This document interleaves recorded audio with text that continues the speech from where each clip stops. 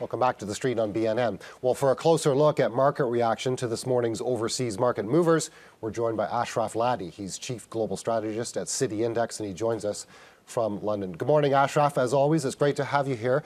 Let's begin with China. We've had the first rate cut in China in, I believe, about 2.5 years. What specifically is the People's Bank of China looking at and hoping to accomplish with this move? Well, this is interesting because, first of all, the Chinese over the last 2 or 3 years, they resorted to injecting the system with the liquidity that they thought would be enough. Also, they no longer resorted to just reducing the reserve requirement ratio to banks. A requirement that basically, when they reduced it, they allowed banks to lend. So now this is when they actually cut the benchmark interest rate and the lending rate.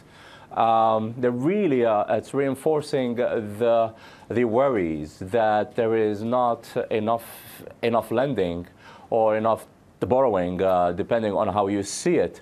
What is interesting is that even though they reduced both the one-year lending rate and the one-year deposit rate, the spread between the two has fallen to the lowest level in 16 years, since 1998. So when the spread falls between the lending rate and the deposit rate, that is favoring the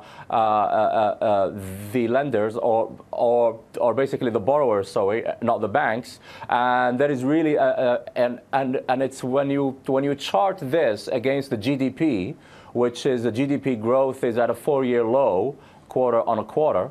CPI is at a 4-year low. And this really shows that the Chinese have no choice but to join this global central bank easing party here. What about the move to inject funds into the banking system? We hear it's tied to the recent pace of initial public offerings in China. Is that a temporary move, this injection of some $8 billion US into the banking system? Yeah, well, this is not the first time. As you remember, there was these injections as a way to stabilize the rise, or those sharp rise, those periodical sharp rise in the China LIBOR rate, in the so-called Chibor rate, to stabilize the system.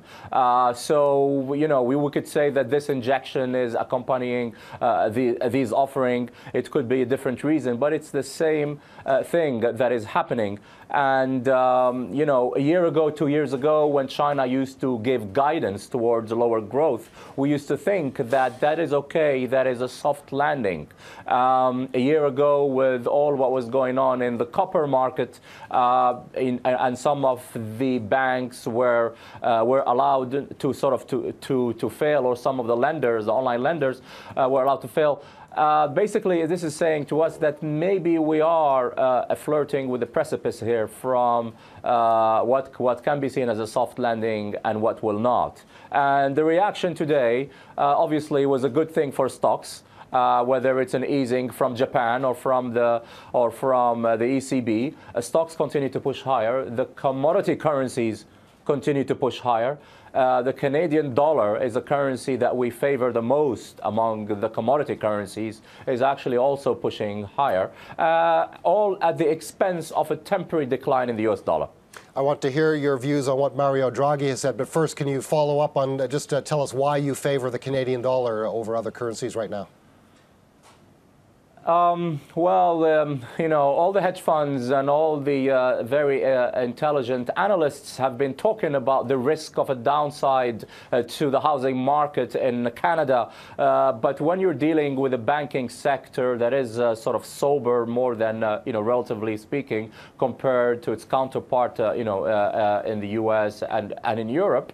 And even though Polos, the head of the central bank, is trying to, in a way, to talk down the Canadian by saying that the recent weakness is not enough, is not impacting enough exporters. The reality of the matter is that even though the central bank of Canada will not be raising rates as early as next summer as the U.S. is.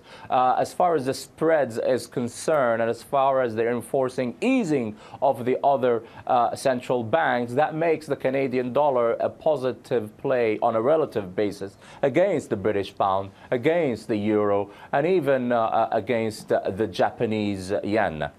Okay, Mario Draghi has said we will do what we must to raise inflation and inflation expectations as fast as possible.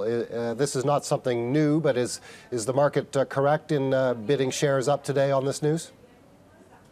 Well, they're bidding shares up because on the expectations that on the 4th of December, the last ECB meeting of the year, will be the time when maybe the ECB will do something. Now, I do not quite think that they're going to do outright QE, outright purchases of government bonds, as many people think or estimate or hope. We think that will still be used as a last resort sometime next year. We think they're probably going to make the second LTRO more attractive, and we think that they're probably going to be more generous in finally doing that announcement with purchasing asset-backed securities.